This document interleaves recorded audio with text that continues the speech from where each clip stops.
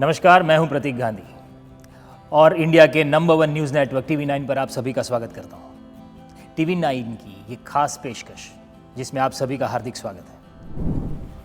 पर अब लाल सिंह चड्ढा के लिए तो ऑडियंस बहुत नर्वस हूं। मुझे तो लगता नहीं है सर कि किसी को भी नर्वस होने की ज़रूरत है उसमें, बट क्योंकि जितना ट्रेलर, मैंने तो सिर्फ ट्रेलर देखा है and I am a very very common general audience, so if trailer excites me enough to watch the film, my job as an audience is done, that I am excited, I will watch. It's just a coincidence, but I'm happy कि it's releasing on this occasion. So though it's a coincidence कि आपकी film लाल सिंह चड्ढा 11 अगस्त को release हो रही है, 15 अगस्त के आसपास release हो रही है, पर आपने देशभक्ति के ऊपर बहुत सारी फिल्में की हैं। Sarfarosh is one of my favourites. हाँ, Sarfarosh is a great film. Sarfarosh है, रंग दे बसंती। Actually, I think that for me, these are all big learning experiences, but my biggest learning experience was सत्यमेव जयते, जो मैंने टीवी शो किया था। उसके कुछ 24 एपिसोड्स किए थे हमने, and each topic was a big learning for me. सत्यमेव जयते, which also is connected with our country in many ways. Yeah. मतलब बहुत सालों के बाद ऐसा हो रहा था कि सत्यमेव जयते आने वाला है, तो उस टाइम पे टीवी पे, पहले स्कूल पे होता था ये। हाँ। जब पहले संडे को कुछ शोज ऐसे आते थे, हाँ, महाभारत एंड रामायण, उस टाइम पे टीवी के पास बैठ जाना है। हाँ। And that happened with me. With Satyameva Jayate. Okay. Actually, Pratik, the biggest challenge for me in this, इस फिल्म में मेरे लिए सबसे जो चैलेंजिंग बात थी वो, क्योंकि इस किरदार में इनोसेंस, उसकी कोर क्वालिटी, उसकी मासूमियत, उसकी इनोसेंस है। और मेरी एज 57 है, 56 था, 55 था, 54 था जब मैं शूटिंग 4 साल से चल रही कोविड से पहले से, 50s में हूं मैं। और जब फिल्म आप देखेंगे तो आप रियलाइज करेंगे कि फिल्म शुरू होती है, वो ट्रेन में बैठा है, मिडिल एज्ड है, लेकिन जब वो कहानी बताता है तो हम उसके कॉलेज के दिन भी देखते हैं और उसका यूथ भी देखते हैं। तो एज ए कैरेक्टर मुझे 18 साल का भी बनना है, 18, 19, 22, 23, 25, 27, 28, और वो जो इनोसेंस लानी है वो इतनी प्योर चाहिए, और वो हम में रहती नहीं। जब आप आपके अंदर सिनिसिज्म आ जाती है, आप जिंदगी देख चुके हैं, तो आप बहुत सारी चीजें सीख चुके हैं, तो मासूमियत आपकी रहती नहीं उतनी रियल लाइफ में। लेकिन एज एन एक्टर आपको वो मासूमियत लानी है। तो मैं उस सबसे बड़ा स्ट्रगल मेरा वो था कि मैं मासूमियत कैसे एकदम रियल लाऊं, और उसमें मेरी एक बहुत ऑड चीज ने मुझे हेल्प किया, बहुत ऑड चीज ने हेल्प किया मुझे। एक्चुअली क्या हुआ कि जब जुनैद मेरा बेटा वो अमेरिका में थिएटर सीख के आया जी, तो उस वक्त अद्वैत जो डायरेक्टर था फिल्म का, वो 100% लॉक नहीं हुआ था एज ए डायरेक्टर। तो मैंने अद्वैत को कहा था कि यार अद्वैत, आपने सीक्रेट सुपरस्टार बनाई है, बहुत बेहतरीन फिल्म बनाई है, लेकिन ये बहुत टफ फिल्म है, तो आपको स्क्रीन टेस्ट देना पड़ेगा, आप इस फिल्म के डायरेक्टर बन सकते हैं कि नहीं। तो आप इसके 7-8 सीन शूट करिए, जो मैंने टफ सीन्स चुने। मैं बोला ये सीन्स आप शूट करके मुझे दिखाइए। और इत्तेफाक से वही टाइम पे जुनैद भी लौट रहा था, तो जुनैद आया और टेस्ट की डिस्कशन हो रही थी। तो मैंने अद्वैत से कहा कि यार मैं थोड़ा बिजी हूँ, आप एक काम करो, लाल सिंह के लिए आप जुनैद को यूज करो, तो 2 in 1 टेस्ट हो जाएगा, एक आपका भी टेस्ट हो जाएगा, और जुनैद क्या सीख के आया वो भी हम देख लेंगे कि वो सीखा है कि नहीं भाई। तो जुनैद ने वो टेस्ट दिया, तो कुछ 2 हफ्ते उन्होंने रिहर्स किया और सेट टेस्ट किया, और मुझे दिखाया। किरण जी और मैं साथ में बैठ के देख रहे थे, और हमने को 20-21 मिनट का टेस्ट था वो, 7-8 सीन थे। वो देखने के बाद एक्चुअली मेरी धरती खिसक गई। ये बात बहुत लोगों को, कम लोगों को पता है, किसी को पता ही नहीं है बात। क्या हुआ, जुनैद ने जो किरदार किया लाल सिंह का, वो लाल सिंह था। देख, कुछ एक्टर होते हैं जो स्किलफुल होते हैं, वो काम जानते हैं, तो वो बहुत अच्छा परफॉर्मेंस देते हैं, और कुछ होते हैं तो वो किरदार बन जाता है, वो किरदार है। जुनैद के साथ वो हो गया था। जब मैंने देखा तो मैं बोला यार लाल सिंह तो यही है, अभी मैं कैसे करूंगा लाल सिंह। उसको देखने के बाद मेरा कॉन्फिडेंस पूरा हिल गया। कॉन्फिडेंस के साथ साथ मेरा कॉन्फिडेंस किसी और पे बढ़ गया। मुझे लगा ये लाल सिंह है, मैं नहीं हूं लाल सिंह। ये जो इसकी मासूमियत आ रही है, उसके चेहरे पे जो मासूमियत आ रही है, वो है लाल सिंह। और मुझे वहां तक पहुंचने के लिए बहुत मेहनत करनी पड़ेगी, क्योंकि मेरे में वो इनोसेंस है नहीं। मैं कैसे लाऊंगा वो जो नेचुरली आ रही है किसी और के साथ। अब वो मेरा बेटा है वो अलग बात है, लेकिन वो आ रही है। तो पहले तो मैंने और लोगों को दिखाया, मुझे लगा ये बाप का प्यार होगा शायद इतना अच्छा लग रहा है मुझे। तो मैंने कुछ 100 लोगों को दिखाया, मतलब अदी चोपड़ा को दिखाया, करण जौहर को दिखाया, राजू हिरानी को दिखाया, ये तो मतलब इंडस्ट्री के जो मेरे दोस्त हैं, फैमिली के सब लोगों को दिखाया, मेरे दोस्तों को दिखाया, मंसूर को दिखाया जो खुद डायरेक्टर है। जिन लोगों के टेस्ट पे और सेंसिबिलिटी पे और समझ पे मुझे भरोसा है उनको दिखाया। मैं बोला यार ये क्या मैं जो देख रहा हूं वो आपको भी दिख रहा है। तो उन 100 लोगों में से आप समझ लो 98 लोगों ने बोला कि आप बिल्कुल सही सोच रहे हो, जुनैद को ये एक फिल्म करनी चाहिए, आपको नहीं करनी चाहिए। और वो एक्टर बनना चाह भी रहा है तो वो करेगा, उसके लिए भी एक अच्छी अपॉर्चुनिटी है। आपको तो खुश होना चाहिए। तो मैं बोला नहीं मैं खुश हो रहा हूं, मुझे प्रॉब्लम नहीं है, मेरा बेटा अच्छा काम कर रहा है, मुझे क्या प्रॉब्लम है। लेकिन 2 लोगों ने ऑब्जेक्शन उठाया, एक अदी चोपड़ा और एक अतुल कुलकर्णी जो राइटर है फिल्म के। उन्होंने बोला नहीं ये जुनैद नहीं होना चाहिए, आप ही होने चाहिए। और उनका पॉइंट बहुत स्ट्रांग था। तो फाइनली मैं कन्विंस हो गया उनके पॉइंट से। उन्होंने कहा कि देखिए ये जो कहानी है ना फॉरेस्ट गंप की, ये इसका जो मेन प्लॉट है ना वो इतना गाढ़ा नहीं है, ये थोड़ी एपिसोडिक फिल्म है। इसकी लाइफ में ये होता है, फिर ये होता है, फिर ये होता है, फिर ये होता है। तो एक कोई भी नया एक्टर होगा, भले वो जुनैद हो या और कोई भी लड़का हो, नया एक्टर नहीं होना चाहिए इस फिल्म में। कोई भी नया एक्टर इसको कैरी नहीं कर पाएगा, इसको थोड़ा एक स्टार चाहिए। इसलिए वहां पे उन्होंने टॉम हैंक्स को लिया। तो आप नहीं रहोगे तो आप शाहरुख को लो, अजय देवगन को लो, किसी स्टार को लो। ये स्टार व्हीकल है, आपको न्यू कमर नहीं लेना चाहिए। तो वो पॉइंट मुझे समझ में आई थोड़ी। दूसरा उन्होंने एक और पॉइंट भी कहा कि यार ये बंदा है, जब हम ट्रेन में देखते हैं तो 50s में है, वो अपनी कहानी बता रहा है।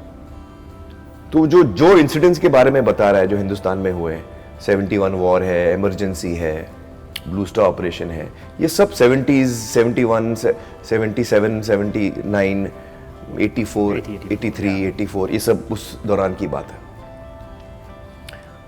तो वो टाइम पे तो अगर कोई नया एक्टर आप लोगे जो 18 साल का है इस वक्त, या जो 20-25 साल का है, जुनैद 91 में पैदा हुआ है, 93 में पैदा हुआ है सॉरी, तो वो तो पैदा ही नहीं था ना ये टाइम पे, ये इंसिडेंट्स के टाइम पे वो था ही नहीं। तो ऐसा एक्टर हो जो मुझे लगे कि हाँ वो 71 में भी था, क्योंकि वो कहानी बता रहा है तो मुझे लगना चाहिए कि वो था वो टाइम पे। ये पॉइंट पे मैं इतना ज्यादा अग्री नहीं किया मैंने, लेकिन ये भी एक पॉइंट था।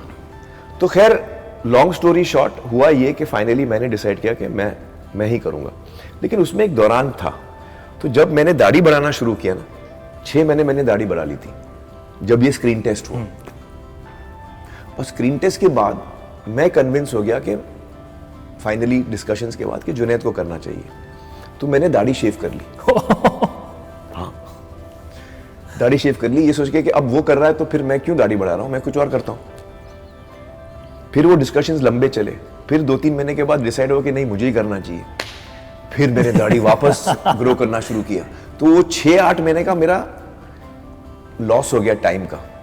तो कितना टाइम लगा होगा आपको इतनी बड़ी? तो नहीं, तो फिर मैंने दोबारा शुरू किया ग्रो करना। अब मैं क्या टाइम लगाता हूँ ना फिल्म में, इसलिए तो वो फिर यहां तक आई दाढ़ी, एक 8 महीने तक ग्रो हुआ, बट वो फिर 1.5 साल की हो जाती, फर्क होता है उसमें। तो खैर हमको थोड़ी लंबी भी चाहिए थी, तो हम लोगों ने फिर उसमें एक्सटेंशंस डाले। तो ये रियल दाढ़ी है, लेकिन लेंथ जो है उसके साथ हमने बहुत ब्यूटीफुली किया है। वो तो आपको एक एक बाल हम चिपकाते थे फ्रॉम द स्किन। हाँ, उसमें बहुत टाइम लगता था। तो वो मेरी खुद की दाढ़ी है, लेकिन उसके साथ हमने उसको थोड़ा ब्रॉड किया है, थोड़ा लंबा किया है। तो हुआ क्या, मैं आपको क्या बता रहा था, एक तो ये प्रॉब्लम हो गया, लेकिन एक जो मुझे हेल्प मिली, जो मुझे एक क्यू मिला एज एन एक्टर, जो मैं सोच रहा था कि मेरा बिगेस्ट चैलेंज है कि मैं ये इनोसेंस कैसे लाऊंगा, कैसे लाऊंगा मैं। वो मुझे वो 7-8 सीन में जुनैद ने मुझे करके दिखाया कि देख बेटा ऐसे लाना है। मतलब बेटा बाप को समझा रहा है कि देख बेटा इनोसेंस ऐसे लाना है।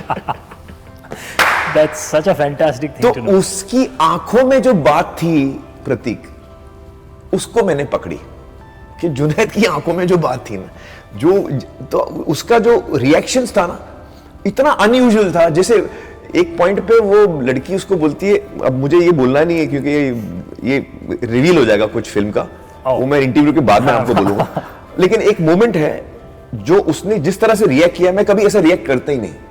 अगर मैं उस सीन को करता, मैं ऐसे रिएक्ट नहीं करता, लेकिन अब मैं उसको देख चुका था कि उसने ऐसे रिएक्ट किया और वो बहुत खूबसूरत रिएक्शन था, तो मैंने वो पकड़ लिया।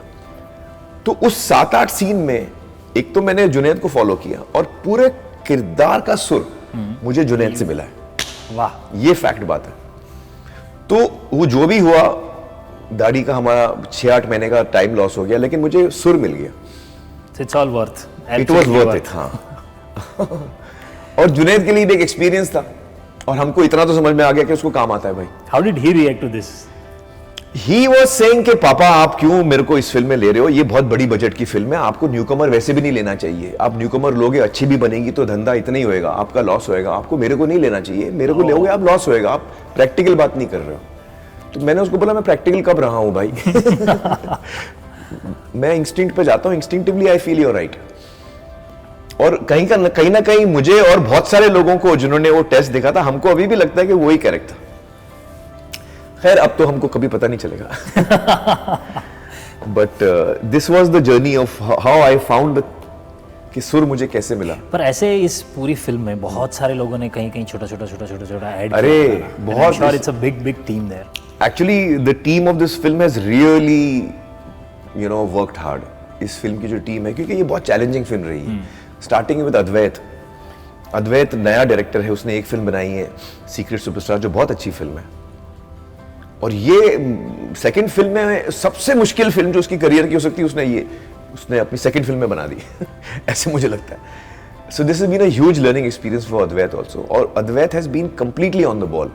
इतना वो फिल्म के साथ सुर में चल रहा है as a director, and he has, I am very proud of Advait कि उसने इस फिल्म को एज अ कैप्टन, उसने शिप को पूरे हाई सीज में जहाँ स्टॉर्म्स आते हैं, बहुत प्रॉब्लम होती है, वो करेक्ट डेस्टिनेशन में उसने पहुंचाया है शिप को। So I feel very proud that Advait has done a wonderful job. I think Pritam and Amitabh गाने जो हैं इतने खूबसूरत बनाए उन्होंने। Setu the DOP, Mustafa production designer, Hemanti the editor, Tanuj जिसने who's done the background score, Harry and Red Chillies जो शाहरुख की कंपनी है, उन्होंने हमारे VFX किए हैं। बहुत अच्छा काम किया, बहुत मेहनत की हर इंसान ने, जो हर कास्ट एंड क्रू ने। मोना ने कितना बेहतरीन काम किया है। She is a wonderful actress, Mona Singh. She is playing, मेरे माँ का रोल कर रही है। नंबर 1 परफॉर्मेंस फिल्म का मोना सिंह मेरे हिसाब से। हाँ, बहुत खूबसूरत काम किया उसने। बच्चों ने कितना अच्छा काम किया है, जो बच्चे हैं। और तो each member of this team has contributed fully to the film. So I am really, all of us, हम लोग ने बहुत प्यार से ये फिल्म बनाई है, बहुत मेहनत से फिल्म बनाई है। और आज जब हम फिल्म को देखते हैं तो हमको लगता है कि जो फिल्म हम बनाने चले थे उसके हम काफ़ी नज़दीक आ पाए हैं। तो हमारे अंदर बहुत एक्साइटमेंट है कि लोगों को कैसे लगेगी। ये एक बहुत बड़ा सेटिस्फेक्शन भी होता है कि जो आपने सोचा उससे बहुत करीब हुआ। हाँ, एक्चुअली लोग मुझे पूछते हैं कि सक्सेस क्या है आपके लिए, सुपर हिट फिल्म सक्सेस है। मैं बोलता हूँ नहीं, मेरे लिए सक्सेस ये है कि जब हम लोग बनाने चले थे उसके हम कितने नजदीक आ पाए हैं, वो फर्स्ट टेस्ट है सक्सेस का। अगर आपको लगता है कि हाँ आप काफी नजदीक आए हैं, और फिर सेकंड टेस्ट है कि ऑडियंस को कैसे अच्छा लगता है। अगर ऑडियंस को भी अच्छा लगता है फिर आप सक्सेसफुल होंगे। वरना आपको लगता है आपने बुरी फिल्म बनाई, पब्लिक को अच्छी लग गई, चल गई, हाँ वो मुझे भी मजा नहीं आता उसमें। तो कैरम का वो शॉट होता है, हाँ, इंटेंडेड कभी नहीं था, पर हम जीत गए। हाँ, चला गया वो होल में।